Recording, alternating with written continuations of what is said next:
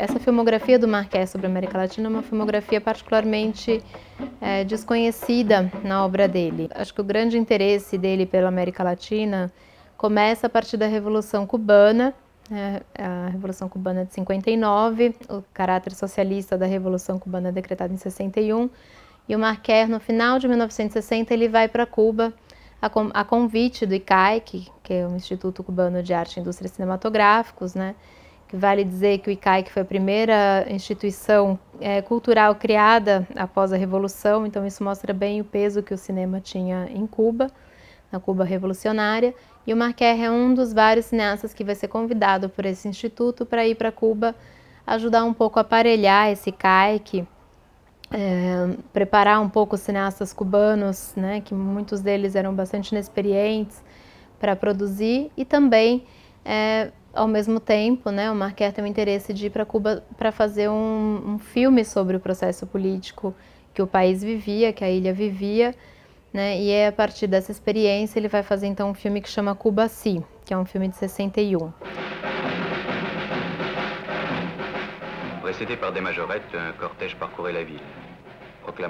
Então, o primeiro grande interesse do Marquez pela América Latina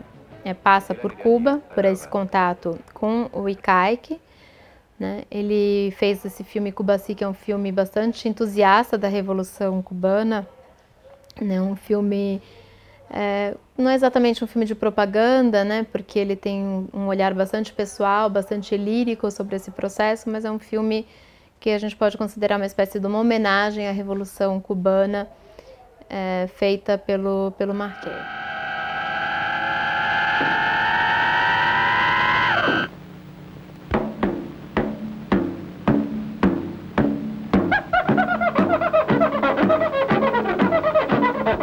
Dessa fase Cuba, na obra do Marquez, surgiram outros dois filmes, né, que são os filmes dele sobre o Brasil, né, que fazem parte de uma série chamada On vous parle, e ele fez então o On vous parle do Brésil Torture, que é um filme sobre a tortura no Brasil,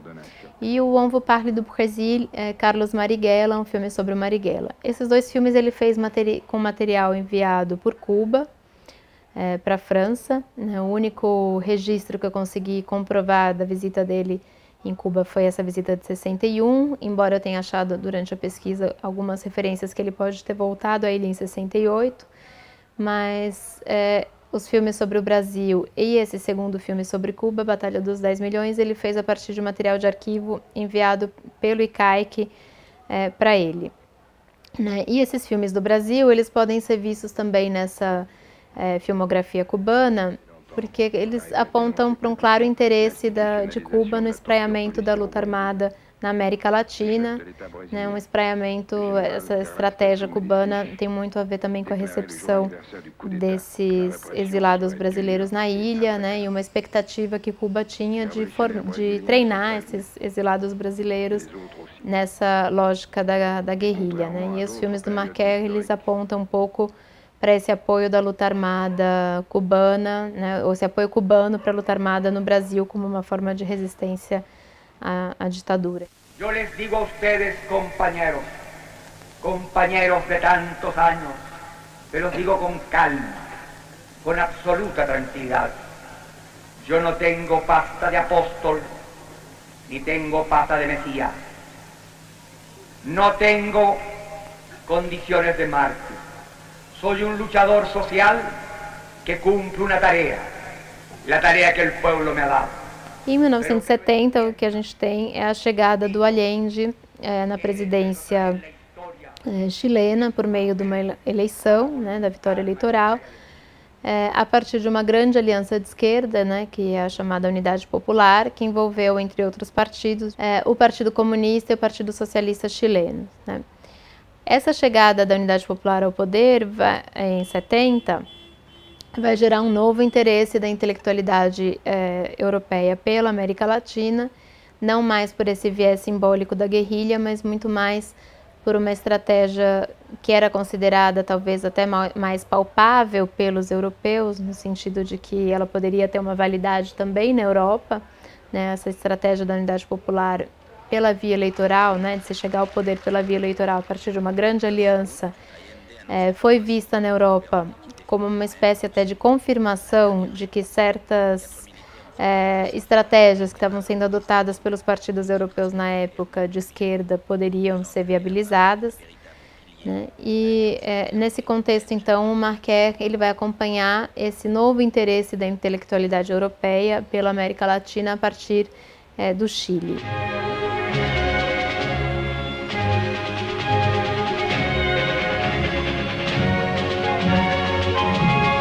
Talvez um filme síntese do Marquer, talvez não só em relação à América Latina, mas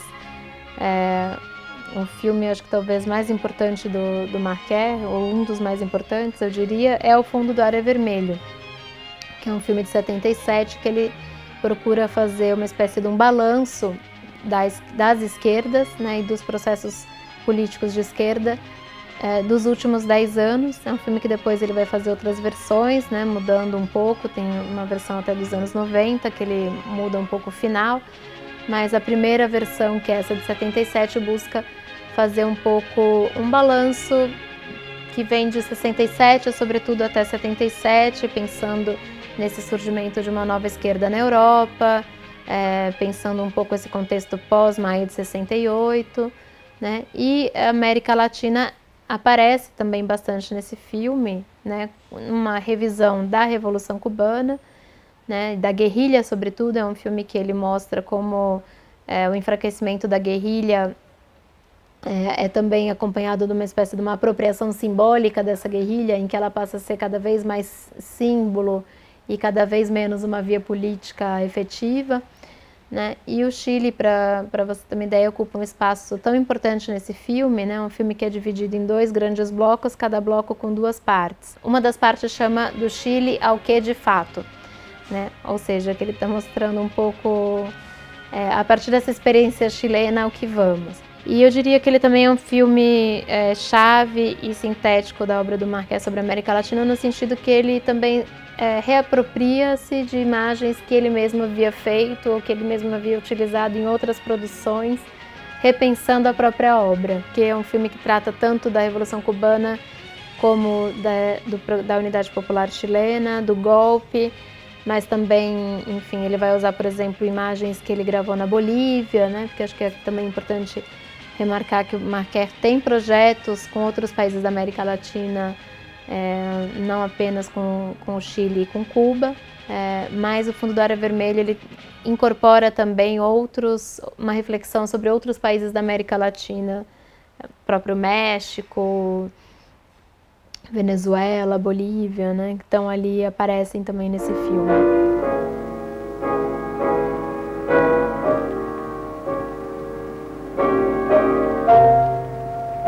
Dans la Havane de l'Est, les chantiers de la Pastorite, qui donneront un logement à 4000 familles. Le fonds de logement est alimenté par les billets de loterie. O Chris Marquer, durante muito tempo na França, ele foi chamado do mais célebre entre os cineastas desconhecidos da França. Então, acho que essa frase é um pouco anedótica, mas ela mostra bem essa ambiguidade do Marquer, né, pelo fato dele ser, apesar dele ser um cineasta bastante comentado e talvez um dos documentaristas mais importantes da segunda metade do século XX na França, durante muito tempo a obra dele ficou bastante inacessível, né? E ele sempre foi uma pessoa bastante discreta, né? Sempre deu muito pouca entrevista, falou muito pouco sobre a própria obra, então isso contribuiu para que ele tivesse um pouco esse caráter de um cineasta, apesar de conhecido, pouco trabalhado. E o Marquer, ele tinha, claro, ciência, né, dessa dificuldade de circulação na América Latina, e além disso, a gente, analisando os filmes, você percebe que eles são filmes feitos, sobretudo, para um público europeu, né? Isso eu acho que foi bastante interessante na pesquisa, perceber que não se tratava apenas de uma leitura sobre a América Latina feita por um europeu, mas acho que sobretudo de uma apropriação, né, desses processos latino-americanos por um europeu, no sentido de usar esses processos latino-americanos também para pensar a própria Europa, a própria sociedade europeia e sobretudo a esquerda europeia, né, que rumos essa esquerda europeia estava tomando e de que maneira a América Latina serviria, né, como um elan revolucionário para essa esquerda francesa.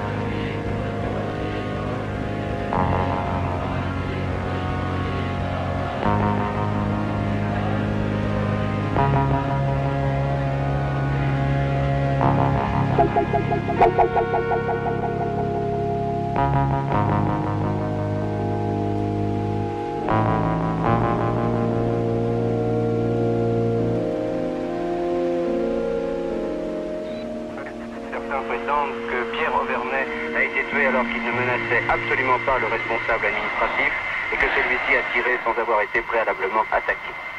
Parallèlement à l'enquête, cette affaire a suscité bien évidemment de nombreux commentaires. Pour la CGT, il s'agit de provocation.